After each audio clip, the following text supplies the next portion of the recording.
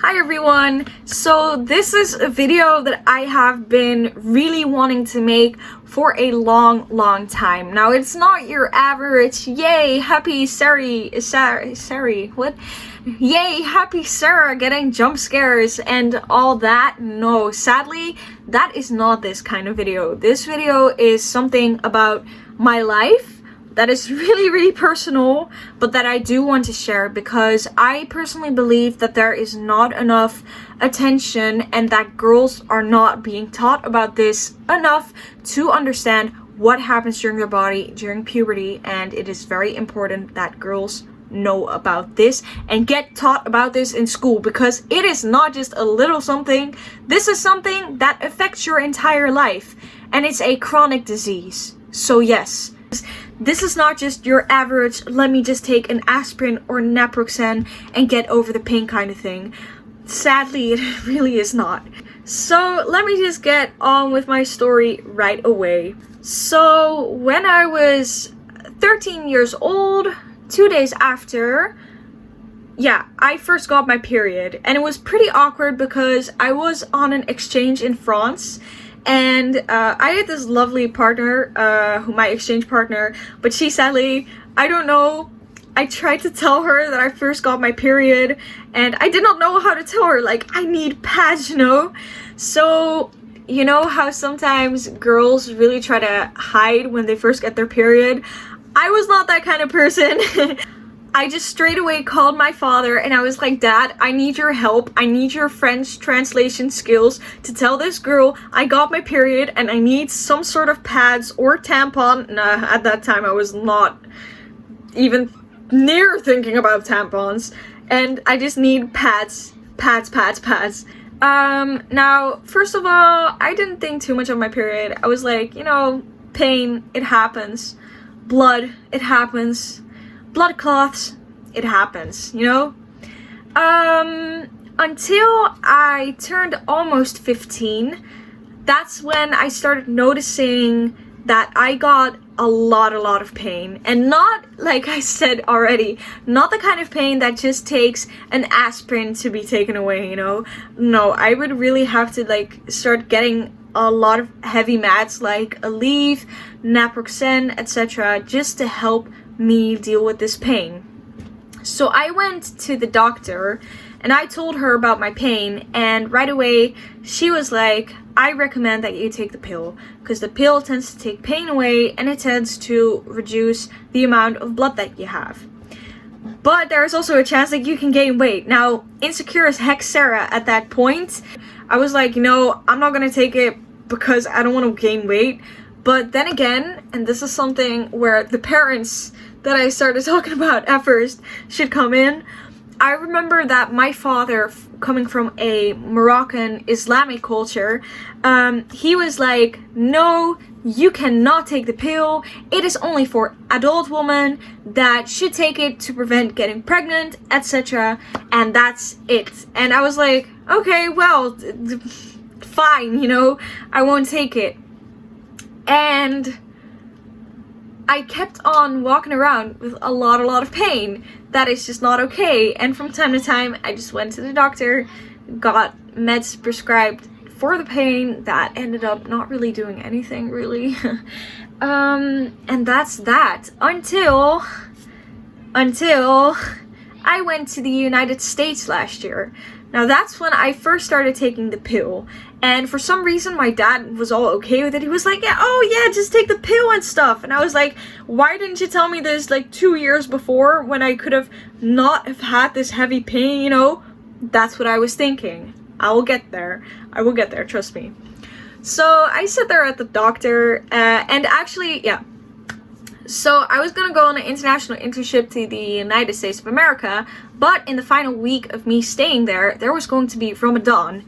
Now, my first and initial plan, and I don't know if this is tolerated in Islam, but yeah, I did it anyways. As we Muslim girls know, when you're on your period, and maybe non-Muslim girls know this as well. Sorry, no judgmental. Not being judgmental, I'm sorry. But as you know, when you're on your period, you are not allowed to fast. So I've had a time when I was on my period on the first week of Ramadan and on the last week of Ramadan, which means you have to redo 2 full weeks. And that sucks a lot. So, yeah, so you just want to try and prevent getting your period as much as you can during Ramadan, you know? And when I was in the States, I first wanted to take the pill to make sure I could regulate my period so that my period would be in the first week of Ramadan, so that I could just enjoy the States, enjoy the cheesecakes at the Cheesecake Factory and stuff like that. I did end up fasting though, because I realized that the time of fasting was way shorter in the States than in the Netherlands. I was like, let me just take advantage of that. I'm gonna fast anyways. But yeah, at the doctor, so I was like, the doctor was like, yo, Sarah, why do you want to get the pill? Do you want to make sure to not have a baby?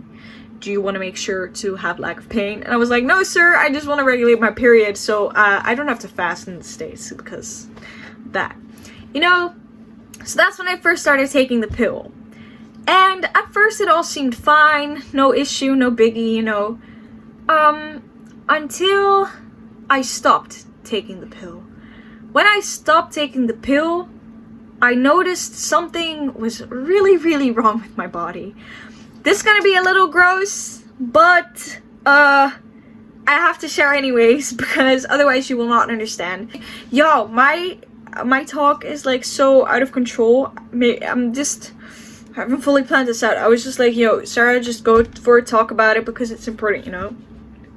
So for me, when I had pain, I would feel a lot of pain in my lower back and around my butt area, and then also just around my tummy and ovaries and stuff, but mostly in my butt area. And I noticed when going to the toilet there, I felt this huge amount of pressure, like a knife that was being stabbed in the back, in my lower back, kind of pain that just would not go away. And although I had meds, I took the naproxen still, aspirins as well, and I took the pill. And the pill is supposedly also meaning to take the pain away, you know. And I just, at some point, sat there on the toilet, crying and screaming out of pain, and I just did not know what to do. The pain was so horrible. Honestly, the only thing I think I am able to describe it as is as giving birth. And giving birth is a lot of pain already. And I actually have a really high pain tolerance. Like, I can just get burned by oil and be like, ah, okay, well, but this is really on another level. And, yeah. But on the other hand, when I did not take the pill, I would still have a lot of pain. So I was in doubt. Should I take it? Should I not take it? What am I supposed to do? Because if I take it or not, I'm gonna get horrible pain. But will the pain be as bad as when I take the pill or when I stop? And I just did not really know what to do. So I think that during Ramadan, I just stopped taking it. When I got back in the Netherlands, I was like, I'm not doing it. But I noticed that my pain got worse. So I started taking the pill again, and I still felt these backstabbing pains from time to time, but not as much of like a constant pain that I had if I would not take the pill. And it just kept on going on like that for a few months. And then around, I think September, November-ish, I decided to go to the doctor again and tell her about my pain. And I told her that she prescribed a pill for me just to take my pain away. But my pain just did not go away, and it got worse. I started getting really big blood clots, and that I'm really talking about this big of blood clots, like an actual coin or even bigger than €2 coin, which is really, really big. And some little blood clots are okay, but really those big ones are not okay. So I decided to go to the gynecologist, and I just explained my pain to her, And right away she said, I haven't done an ultrasound on you yet, but from your story I can already tell that you have a chronic disease called endometriosis. So I explained her the pain that I have, and she just knew that I have endometriosis. Now, what is endometriosis exactly? I should have told you like right away, but I have not yet. So endometriosis is a chronic disease where not the tissue inside of your uterus is being scraped out and then rinsed out and cleaned out, etc. on your period, but endometriosis areas outside of your uterus. So those areas can be found in your butt, where I probably have them, but they're really hard to see with the ultrasound, of course. So around my butt, around your kidneys, around your intestine, just all on your lower body, down there areas, you know? And it actually depends per person. With some people, you can see that they have endometriosis. With other people, you cannot see that they have endometriosis through an ultrasound. So really, it's not the same for everyone. And that's probably what makes it so hard, because they don't know what causes endometriosis and they don't know how to cure it. So when I heard that I had endometriosis, it was kind of like, okay, so these are all the types of birth control methods that are available. Just test them out, just try it out and see what works for you. There isn't a particular cure for this thing as a whole. It's kind of like, yeah, you got this, look around, see what works best for you, whatever. Kind of like that. So you have the pill, you have the injection birth control, you have like this little rod wire that is like implanted in your arm, and that also does the trick. And you have the IUD. So I will get into that later. Now, then I sat there at the gynecologist, and she was like, yo, let's do birth control on you, let's do an ultrasound on you so that we can see if you have those endometriosis spots. Really awkward. Every girl has to go through it. Every woman has to go through it. It sucks at this young of an age, but at one point, everyone just has to deal with it. I know it really sucks. So she just comes up with this huge stick thing and has to put it in internally. It's not like the ultrasound where you just go on top of your tummy and just go like, oh yeah, there's the baby, you know? It's not that kind of shizzle. And it's a little uncomfortable, but it's bearable. It's just a lot of pressure on your vulva thing. Yeah, that. Just gotta be okay with just talking about these parts. Alright, so I remember sitting there at the gynecologist, and she was like, what kind of birth control are you on right now? Because I told her I was already on birth control, and I told her I just took the regular pill, and she told me that she did not really recommend the injection birth control, because once it's in and it sucks, it's in there for 3 months and you cannot really do anything about it. And if it sucks, you gotta live with it for 3 months, which I finally got over right now. I will get into that too. This is a pretty lengthy video, I know, but it just has a lot of things that I just feel like are very important to share. And you can get like the rod, but it's not really reliable with like the percentage of like if you get a child or not. And I was like, yeah, I don't really care about that, because I'm not into that shit at this point. I don't want to get a child, you know? So yeah, no stuff like that going on at all. And yeah, so she was like, I recommend you get the IUD because it's most trustworthy, and most women who do end up having endometriosis find that this works out best for them. I wasn't sure what I was gonna do, so I was like, I just want to stick to what I know first, and I'm gonna take a heavier pill. So what I had to do was, and what the gynecologist told me, that in order to restore my body, which honestly your body doesn't fully restore, was to take 3 strips of the pill after each other. So take this pill for 12 weeks consequently, and then have a period of stopping in between, just to get my period, and then take the pill again. So I did that. I took 3 strips. I took the pill from December. I remember that very well. I took this strip from December, Christmas first time, till March. Am I saying that correctly? Or till February. And I remember I stopped in February and I could not live without the pill anymore. So ironically, but I stopped and I got such extreme pain. I had the screaming again. I had the backstabbing pain again in my lower back. And at some points, and I feel really sorry, my little brother and sister would go to my parents and say, "Mom, Dad, Sarah's screaming on the toilet. What's happening?" And then they just have to tell, like, "It's gonna be fine. Don't worry, you know." So in March, I went to the doctor again, and I planned in this appointment to get an IUD placed because I could not live without the pill.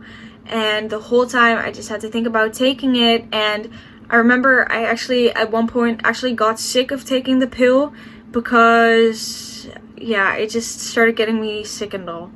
So I planned in an appointment to get the IUD placed at the end of March 22nd. And on March 21st, Corona happened in the Netherlands and all the doctors got closed. Unless it was a call appointment and stuff. So you could not visit the doctors anymore. I could not get my IUD placed. Now we're in July. And so what happened in the meantime was that we started looking for alternatives. I was like, I really want to stop taking this pill. I feel like I'm gaining more weight. I actually did. My normal weight is around 64 kilos. And when I took the pill, I moved to 69 kilos, which for my height is overweight, which is bullshit because I just have a lot of muscle. So I'm just healthy, okay? I'm not fat. Haters. But, as I said, I'm still a bit insecure about my weight, and I was like, yo, I don't feel like gaining more weight. I already gained 5 kilos at that point. I was like, I just need something else. I cannot rely on the pill anymore because I keep getting this pain. So we started looking for alternatives. In this meantime, and I will show you a clip, I had more problems at that time actually. I had overstretched and I moved a vertebra in my spinal cord out of its place, and I could not walk for 2 days. I could not put any pressure on my hips. It was terrible. I was literally unable to walk. I could not sit. I could not lie down. Everything just hurt. And then I also stopped taking the pill, so I got even more pain in my lower back, and I was literally devastated. So then since I also talked about that at the doctors, they were like, yeah, we're gonna give you this injection that's gonna help against the pain. I sadly did not get informed well because I thought that this injection was meant to reduce the amount of back pain I had from my injury, not from my endometriosis. So I got the Depo-Provera injection. Got the Depo-Provera help. I got the Depo-Provera injection, also called the injection birth control. And I found out afterwards. And a day after I got that injection, I started getting a migraine. And I told the doctor about this. I was like, I'm getting a lot of migraines. And I literally had a migraine almost 24/7. Horrible, horrible migraines. And I talked to the doctor about it, and she was like, yeah, that injection, that was the injection birth control. And that was not something to help with pain. And I was like, I did not want that injection because the gynecologist did not recommend it. So I started looking up side effects from that injection, and most of the women got a migraine from that. It's only till 2 weeks ago that I finally do not have a migraine anymore, and that's because actually the 3-month period for the injection to worked out last week. So I lived with almost a migraine for 24 hours, 7 days a week, and it was horrible. It was honestly horrible. And I remember last week I called the doctor and I was like, yo, I want to get spiral placed because the IUD placed literally 2 weeks after I got the injection. They were like, yo, we can't get the IUD placed right now. And I literally have it fucking in my drawer here. I have an IUD in my drawer. You know, that's awkward. I kind of want to show it right now because when I first opened it, I was so fucking panicked from how large it is. I grabbed the medicines before I went to school and I was like, can I have a bag? Because I cannot really, it literally says Mirena. And it's the Mirena IUD, or at least in Dutch we call it the Mirena Spiraal, because you have 2 different ones. This is it! I know. No, this is not the whole thing. This is not going your whole body. It is actually just this tiny piece here that does the whole shizzle for 5 years long. It's great. I have yet to see what it does. I will definitely do like an updating video just to talk about how it is. But I'm gonna get it in a few days, so I'm really hyped, excited, but also scared because, and that's where this injection gives me problems, because when you get an IUD placed, you have to get it on the 2nd day of your period, because then your vagina is as moist as it can be and it is as easiest to get the IUD in. But the problem with this injection is that it might cause you to not have a period anymore for several months. And I noticed that since the injection, like pain-wise, it did work well, but migraine-wise, it was horrible. Horrible, horrible, horrible. And I noticed that now my pain starts coming back. Because what it is really is that in between your period, your body actually has to like cool down, you know. But because that process starts working on the whole time, your body is under so much pressure of it breaking it down, ejecting it, then breaking it down again, ejecting it. And that's why I had to take the pill for such a long amount of time. And I need some type of birth control to just stop me having a period for as long as possible. I actually told my dad this a few days ago and he was like, oh yeah, but I have sisters and they know what to do and we'll just have like some herbs for you from Morocco. And I was like, Dad, it's a chronic disease, like what you want to do? And he was like, oh shit. So yeah, overall, yeah, so next week I am gonna get the spiral and I'm really excited for it, but like I said, also scared, because if your vagina is not moist, it can be really painful to put in there. And I know from a friend from my mom that she got the IUD as well, and for her it hurt a lot, so it had to be taken out again. And I'm really scared that if it hurts a lot for me, I have to go back to taking a pill or something like that, and I just really am not too excited for it. Now, this is something that if you find out that you have endometriosis when you're older, it can be a lot riskier. There are actually also a lot of women who end up not being able to have kids and are infertile due to endometriosis. Like, it is true that women who are or end up to be infertile, that most commonly they do have endometriosis, but there are also plenty of women who have endometriosis and just can't get kids. So don't worry about it too much. But there is a chance that you are able to be more likely to be infertile if you have endometriosis. And this is something that I was struggling a lot with when I first heard that I had it.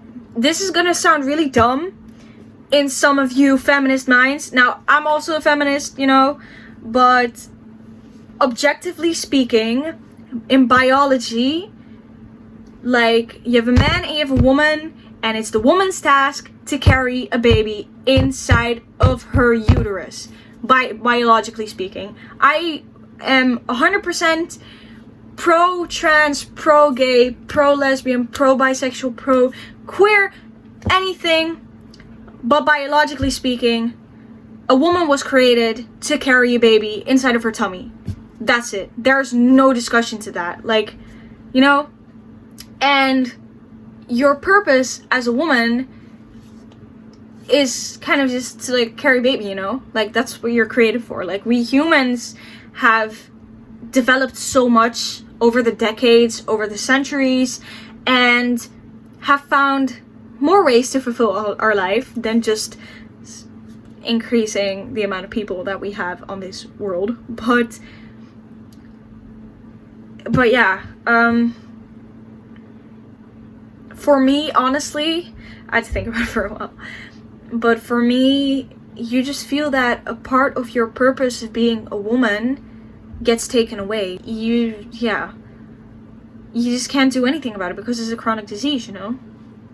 And so I talked about it with my boyfriend, and I told him, like, I found out I have a chronic disease, and that there is a chance that, or there's a bigger chance for me to not be able to have a child. And he just straightforward said, Sarah, don't worry about it at all. That's for the future. And we just had a lot of talks about, like, how I said first I wanted to be a young mom, but he really inspired me to just start, like, enjoying life, as in, life is not just meant to work towards a future, you know? Like, it's not just going to school, because I'll leave this for another video, actually, because I want to get into this in another video as well. But yeah, he was just really okay with it, and he said, Sarah, don't worry about it too much, it's for in the future, and it's gonna be alright. There are, of course, other ways. If it really doesn't work out, there's always another opportunity and stuff, you know? So, but I just felt really bad, because it just feels like a part of your purpose gets taken away from you, and you have no power to turn it back, you know? So yeah, that's that so far. So I'm getting the spiral, or the IUD, next week. I'm really nervous, but I'm also like, yo, I had a shit ton of pain in the past. Just ram that thing up in there and I'll be totally okay with it, you know? So yeah. So that's actually the story that I wanted to share. It was really lengthy, but I feel like it is so important that if you are a girl who has pain during her period, do not even think that it's just a part of it, it's just normal. If you feel uncomfortable with getting your period, because, like, for me now, I haven't had a period since March, and it's July. I have not had my period for 4 months already, which is really, really crazy. But at the time when I still had my period, it was just like, okay, it's just blood coming out of my vagina, whatever, you know? That's it, you know? So, if you're a girl and you're like, who literally just got her period, or after a while notices she gets a lot of blood clots and a lot of pain, also outside of her period, do not even worry about asking or going to the doctor and just saying that you do not feel comfortable in your period due to a reason. Open up about it, talk about it. It is totally okay. And I just really want to try and raise awareness for this, because there are plenty of girls who do not know enough and end up not being able to take the best care of themselves that they can and that they deserve to try and recover from this pain. Not just physically, but also mentally, because I gotta admit, for me to mentally endure the pain, you know, I just felt like such a malfunctioned woman that I was like, you know, if I can't have a child and my body's practically dying right now, then why am I even alive? I actually had a point when I was literally contemplating like that, and that's really not good. So I really hope that this video helped you to get more insight on this problem and to make you feel more comfortable to talk about it, and know that it's okay to talk about it. Don't be embarrassed. Let me hear your thoughts, your opinions in the comments down below. Have you had experience with this? Are you on birth control? I really want to hear your stories. And I will definitely follow this story up with another story time. And on this situation going on here next week, you know, I'm pretty nervous. Like, what if it hurts and has to be taken out right away? And it costs a lot of money. It's hella expensive, bro. They said they were gonna fund it and they did not fund it, you know? So I'm a little upset, but that's okay. So I hope you guys really enjoyed this video. If you want to stay tuned for more story times like this, then make sure to subscribe to my channel and like this video, and you can always turn on the notification bell so that you won't miss out on any other videos. I hope you enjoyed this video and that it taught you a little more about endometriosis, or made you feel a little more comfortable and a little more warmth and hugged about this topic. If you're struggling with it, I'm here for you. If you want to talk, hit me up. It's totally okay. I'm here to help you, give you advice, or just be a listener, you know? So yeah, thank you for watching, guys. I hope you enjoyed it and learned from this, and I hope to see you in my next video. Bye! Bye bye! Bye bye! Bye bye! Bye!